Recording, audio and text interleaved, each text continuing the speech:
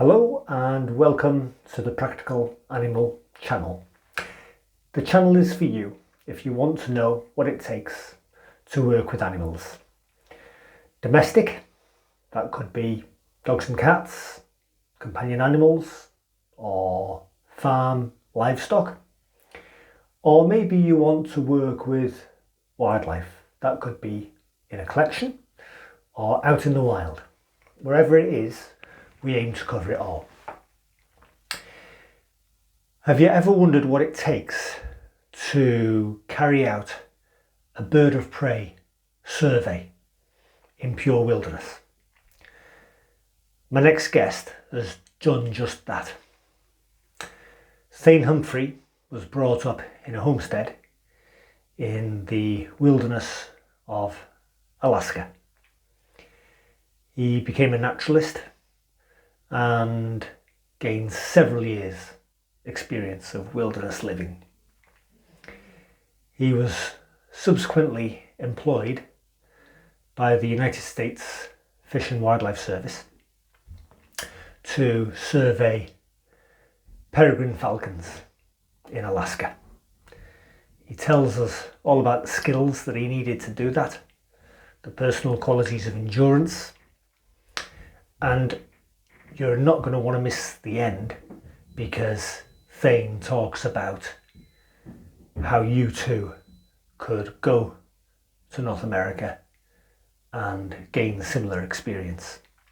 Oh, and he talks about his proudest moment, which was contributing to field work to get the Peale's falcon removed from the Endangered List. This is the third time that I welcome Thane to the Practical Animal channel. Enjoy the interview.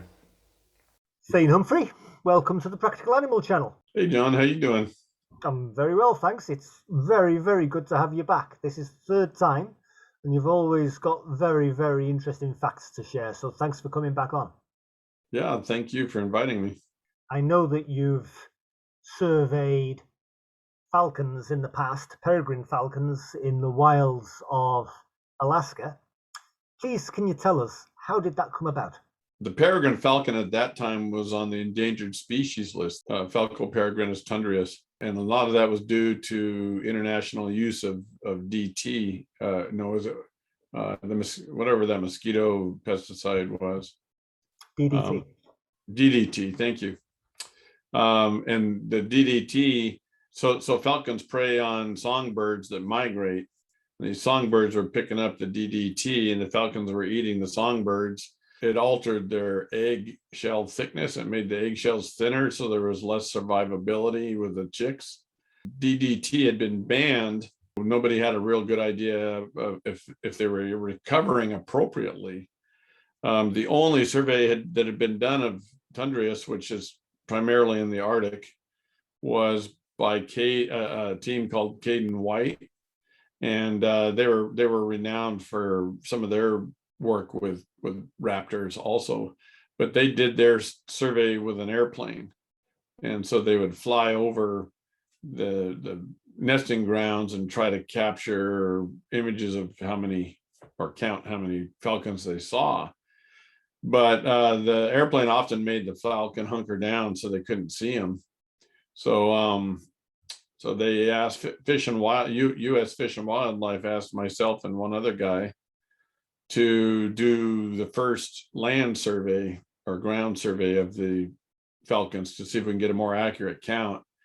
And that involved floating rivers, because they're usually on the cliff faces around the rivers throughout the interior of Alaska, but also up in the Arctic on the Colville River, which is the largest river in the Arctic. We were up there for an entire season, just floating along, counting all the different raptors we saw, both in the air and on the ground. And that particular study was resulted in getting the peregrine falcons off the endangered species list. You've worked with a lot of species, Thane. You've been on plenty of television programs internationally. What's been your proudest moment working with falcons? Seeing how the Peale variant in the Aleutian Islands had adapted to hunting on the ground since World War II. So that short period of time between now and World War II, the Peale peregrine learned to sit up on a perch and then drop to the ground. And that's not a characteristic of peregrine falcons. And they always catch their prey in the air. And so Peale had to adapt. And the reason they adapted is because World War II brought the Norway ship rats over to some of the Aleutian Islands. And the ones I was living on some of these remote islands doing work for Fish and Wildlife, and that's where we noted the Peale variant. What is your best falcon fact? Peregrine falcons migrate from Alaska to Mexico. The speed of the peregrine stoop, we clocked in excess of 210 miles an hour. Observed bald eagles and peregrines working in pairs, working in tandem on waterfowl.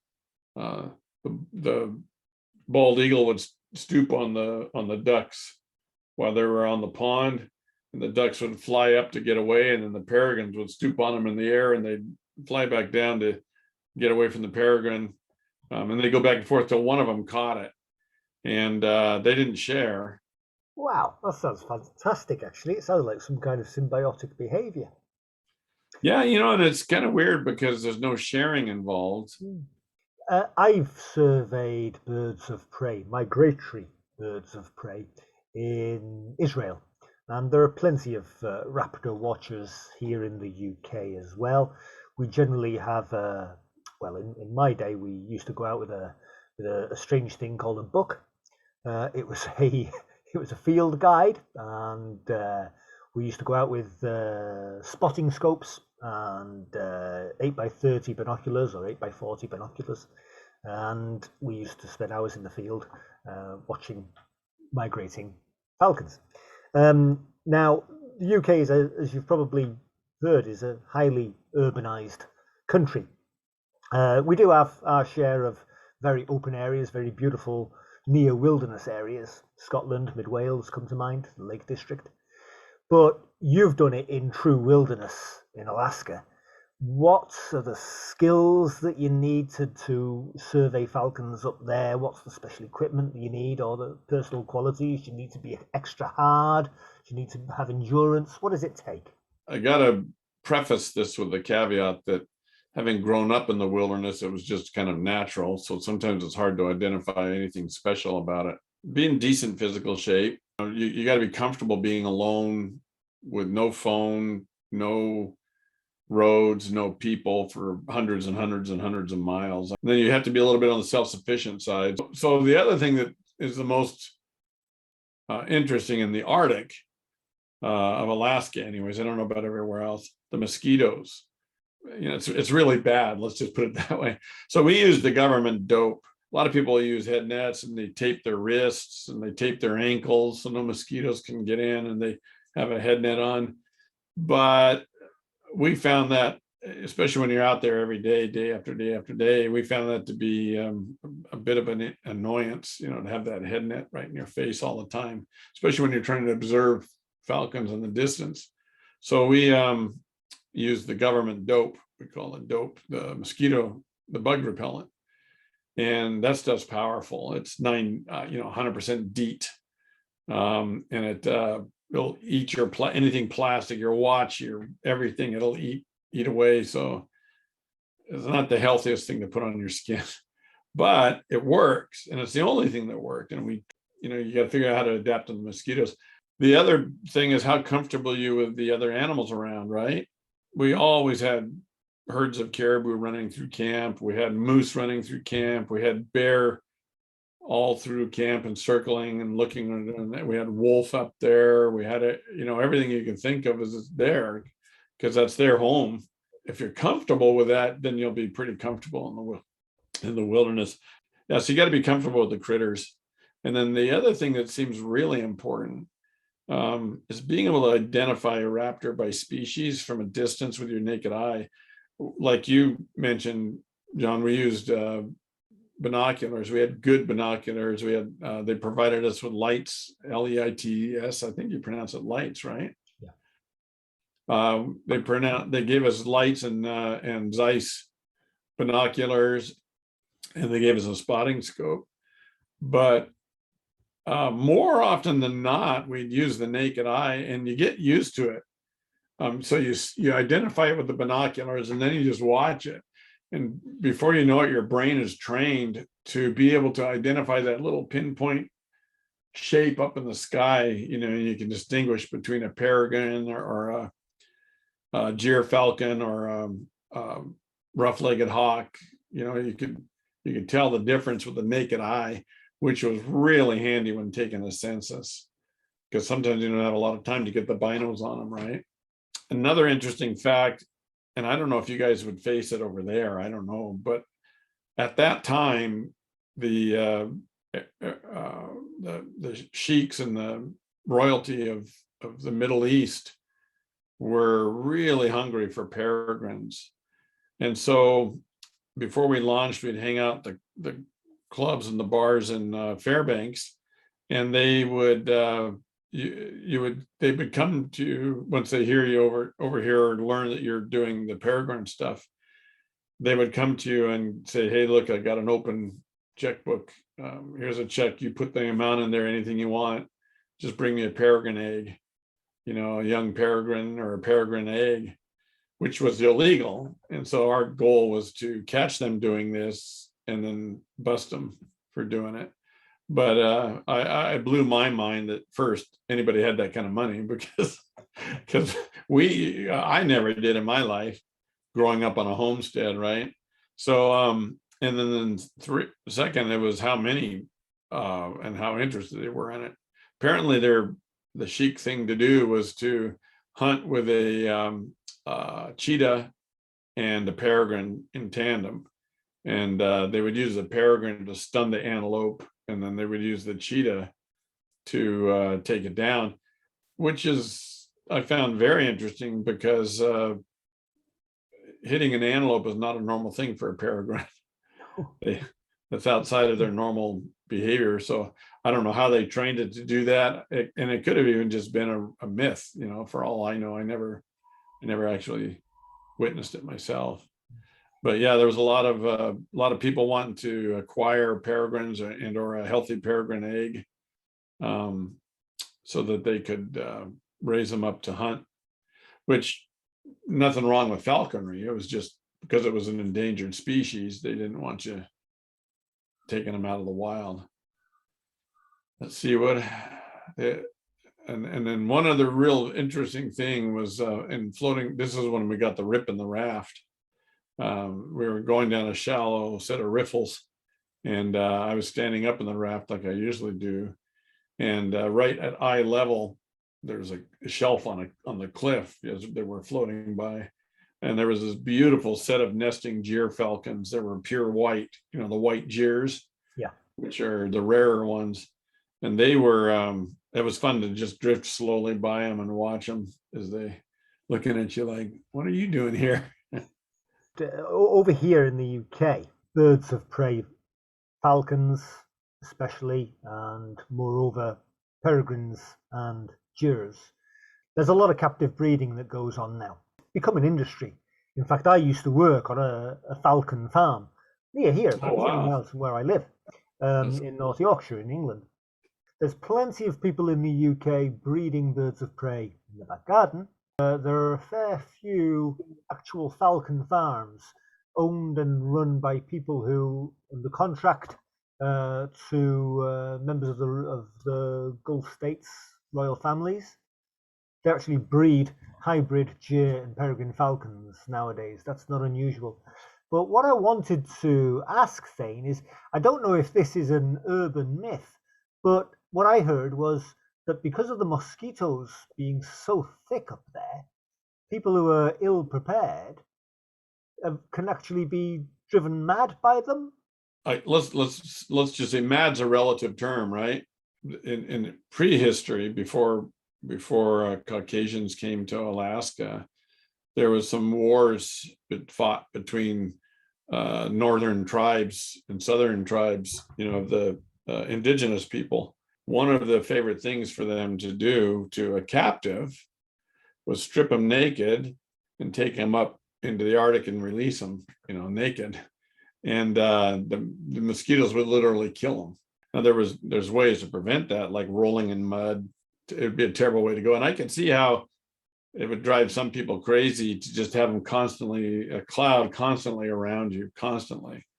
But yeah, it could happen. The other thing about the mosquitoes is in your tent, that's supposed to be your safety zone, right? So we spent a lot of time in the tent doing the killing the mosquitoes before you go to bed. You keep that mosquito net door shut all the time, but you have to open it and close it to get in and out, right? So some mosquitoes get in. So before you go to bed, you just go out and start squishing all the mosquitoes on the wall of the net and the roof of the net until you think you got them all. Then you can sleep peacefully, with the constant drone of mosquitoes in your ears. But it's amazing how one tiny mosquito can cause so much havoc in a tent, because you're trying to sleep and you just hear that. I'm guessing that nowadays it's pretty rare to come across those skills and personal qualities that you mentioned in order to be what it takes to be self-sufficient up there doing a wildlife survey or a falcon survey. I mean, Britain is very urbanized, like I've said. You're never more than a few miles away from a decent highway. No town is very far away.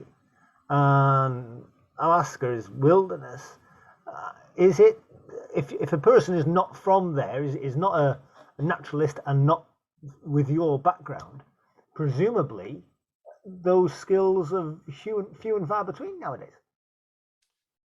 Yeah, I kind of feel sorry for the European group, because there is very little chance for them to do that naturally. I know there's some adventurers over there that specialize, and they go far distances to the wilds of Africa or wherever to do this. But yeah, it's a bit of a unique environment in Alaska, in that it can be really hot in the summer, but then it can also get instantly cold. And so being adaptive, just having a good head on your shoulders and being adaptive. If you're not comfortable with it, but if you can think your way through it, then you'll probably be okay. If you're studying biology in school, for example, as you're trying to find this as a career path, you could have a general understanding of the species, and the physiology and animal behavior and habitat and all that stuff.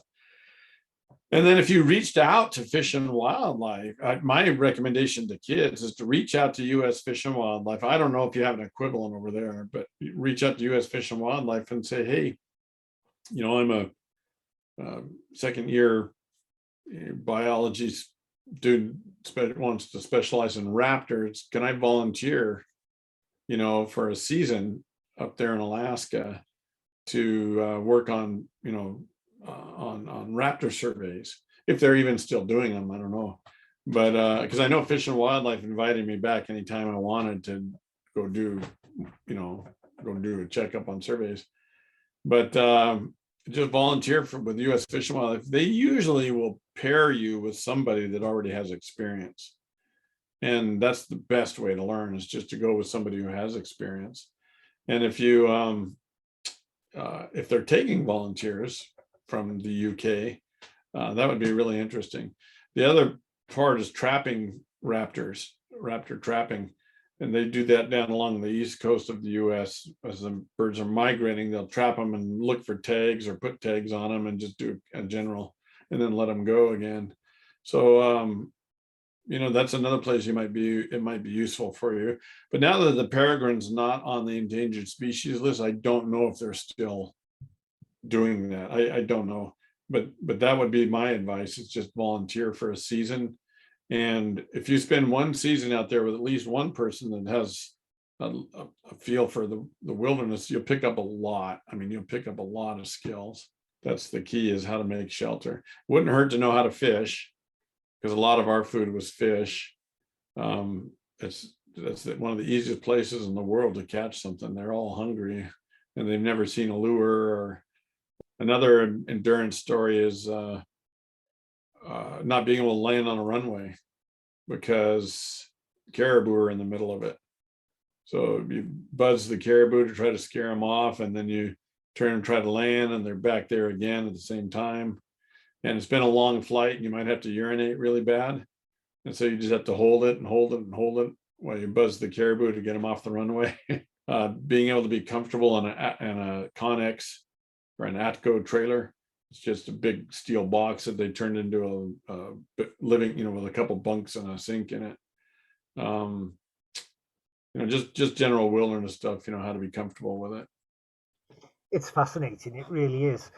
One thing that grabbed my interest that you were mentioning is if you're not born into this stuff, if you're not born into that region, and if you're not comfortable with caribou, large mammals, coyotes, wolves, bears being around you, being in your vicinity, if you're not comfortable with that, but it's a lifestyle that you really aspire to, how do you get comfortable with having those animals in your close proximity?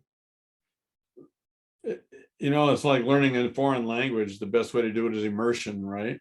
Yeah. So, unfortunately, a float trip, recreational float trip up in the Arctic would cost a lot. It's not cheap. And there's a group here called Nova River Runners, NOVA. They used to take people up there. I don't know if they still do, but that would be a good way to do it. Another way to do it is to come to Alaska and drive what we call the Haul Road. I think the official name is the Dalton Highway. It's a thin thread of road, goes all the way to the Arctic Ocean. It's the only one. And you can drive that recreationally. So you can pull over and park on the side, and you can just backpack in here, backpack in there for a day, for an overnight, whatever, and just get whatever amount of exposure you're comfortable with. Takes you right through that country. The key to floating the rivers is ultralight camping gear.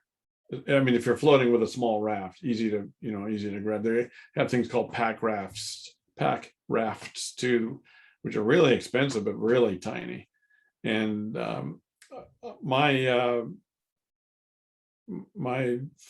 10-day expedition backpack, when I'm so inclined, can be as light as 26 pounds. So what do you freeze-dried food? The only thing you have to change for longer periods of time is the amount of food you take. And if you want to count on catching a certain amount of fish and eating them, you don't even have to worry about, you don't have to carry as much food. But water filter, instead of carrying water with us, we carry a water filter. And I like the ones where you can just scoop it out in a bottle and drink it, because it has the filter built into the spout. It's real quick. You don't want to spend hours pumping and pumping. So, water filter and ultralight cooking kit, which is basically all I take is a titanium teapot and a titanium mug and a titanium spork. It's a spoon fork combination. And then you open your freeze dried, you heat your water, you put it in there. You can also use fire when you're up there. You can make your own fires all the time if there's enough wood. So basically in an ultralight tent, my sleeping bag, summer sleeping bag, folds down to about like this. It's down, and it's good down to 30 degrees, or 40, maybe 40 degrees. I can't remember. You don't need a lot, really. So you can go pretty light, and that would probably be the most cost-effective way to explore the Arctic region and kind of learn. If you're really uncomfortable, just stay in the vehicle, camp in the vehicle and just take day hikes. But do know that there's not a lot of landmarks out there in the tundra. So either have map and compass skills, because if you go far enough, you're going to lose sight of the road, and you could get it's just a bunch of rolling tundra. You could easily lose track of where your vehicle is. So either a GPS or a compass and a knowledge of how to use it would be handy. So somebody like me, who, from an early age was fascinated by the whole idea of the North American wilderness, and as my studies grew on, I became more and more interested in birds of prey and falcons. I just wanted to go back to something that you mentioned earlier on. Is it quite feasible that a college student or somebody in mid-career from the UK or Europe could contact the United States Fish and Wildlife Service and say, look, I'd really value some voluntary work experience surveying wildlife, in this context, surveying falcons in a wilderness area. Could you let me team up with somebody for 4 months over the spring and summer next year? Is that a feasible way to go about doing it? So that's a really good question, John, and it's been a while since I've been in it, so I don't know. I can't tell you for sure. I would not hesitate to reach out to U.S. Fish and Wildlife. Just do a little research and find out who's running the raptor division, or who's running the raptor studies, and just ask. Contact Fish and Wildlife and just talk to them. You'll probably get the switchboard first, so you say, "Hey, who's working with raptors in your segment?" Right, and then they'll work your way up to the right person. And most of the biologists I talked to in Fish and Wildlife were good people. They were, they at least would talk to you about it. And if that path is no longer open, then you can just ask them, what's the next best way to do this? Fish and Wildlife was all about the migratory birds, right? So that, and falcons were part of the migratory birds. So I definitely would, I wouldn't hesitate at all to contact them. Have you any other advice, Thane, for somebody wanting to work with wilderness wildlife? Is it something you need a degree for nowadays? Yeah, you'd want to be working on your degree. It was different when I was young, in that I was a naturalist by nature, and people in Fish and Wildlife knew about me, and so that's why they asked me to participate. Nowadays, everybody has a degree, and understandably. So I'd recommend going to college and getting a degree in wildlife studies or biology at least. Then I'd recommend reaching out to all the different groups that deal with them and seeing if you can get some field work, just like I say, volunteer for free, for a summer. That used to be the thing. People would really be responsive to that. So hopefully it still is, because young people need a way to get into that. And then, it's about being comfortable around animals, how to handle them, what to do with them. When you dart a grizzly, for example, how long do you have to wait before it's safe to approach? How long do you have to make your weights and measurements and tagging and tattoos on the inner lip and all that stuff? How long do you have before you have to get away? I highly recommend you go with somebody who's already experienced in your volunteer. And by the end of a season, you'll have a pretty comfortable feel for it. Thane, it's always absolutely fascinating talking to you. This is the third time now, but I never grow tired of listening to your advice. Is there anything that you'd like to add? Yeah, get out and enjoy it, but don't be an anti. I guess I would add that. In today's political environment, we have a lot of antis. A lot of people are anti-hunting, anti-meat, anti-this, anti-that. You really got to be able to get along, and you can't be all angry about everybody's stuff. Just, you got to be chill. You got to get along. You got to understand that some people live off the land, some people hunt and eat meat, and this is the way of life. And if you're one of those hardcore anti-whatever people, you probably won't do too well, because there's too many mixes of culture up here, especially with the Alaska Native cultures. And they really look poorly upon people who are anti. And I'll give you an example just for fun. There was some hunters that were in a bar in Fairbanks. This is a true story. They were in a bar in Fairbanks, and these anti folks, they looked like they were from Greenpeace. They were all scruffy with their beards and their long hair. Were in the bar, and they overheard them talking about going hunting. So they followed them out the next day, and they made a great point of scaring everything off. And now these hunters are actually trying to put food in their freezer for their families for the winter. It's a real important thing. So they got pissed. And then the second time they went out, the same thing happened. They were spying and watching and staking it out. And then they would go in and, do that. So they went out a third time, and these anti folks were never seen again. They didn't see them. And everybody's like, what happened? Well, finally, the troopers got an anonymous phone tip saying, hey, there's some people in a cage out at this location. And they had made a big log cage, and they put them in there at gunpoint and locked them up and said, you want to be close to nature? Here you are, And then they left them. And I think they were left out there for 3 days or something like that. I don't remember. And those guys never had a problem again. But it literally could get, that's pretty extreme, right? But it literally could get that way. You don't get between a people and their food. If you had some dude, if you were at the local grocery store and somebody's standing in front of you trying to block you from getting to the cooler where you're trying to get your milk or your dairy or your meat or whatever, you'd be pretty pissed. So just go in with a real chill attitude. Don't be against a bunch of stuff. Don't be freaking out if you see things you're not used to, and you'll get along. You'll do good, because most Alaskans, anyways, are real friendly when you're accepting. Thane Humphrey, naturalist and wilderness expert from Alaska. Thank you very much for being on the Practical Animal Channel. You're welcome, and thank you.